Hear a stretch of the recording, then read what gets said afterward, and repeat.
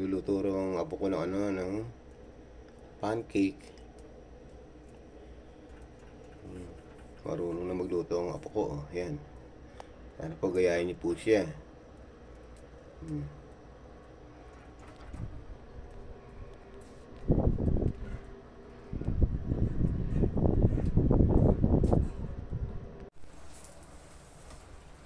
Pangalawa na to. Ayan. Sarap. Sarap ng luto ng apo ko. Sige.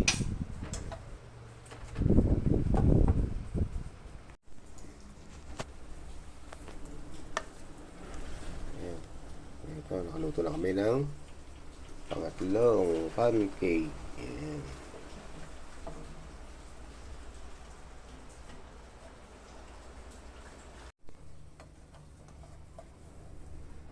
Ito, nakaluto na kami ng pang-apat na pancake na malaki.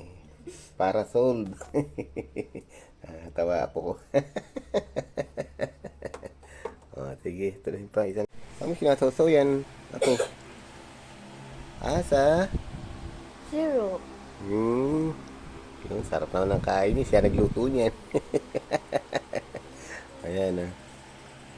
Sarap na sarap sa kanyang luto.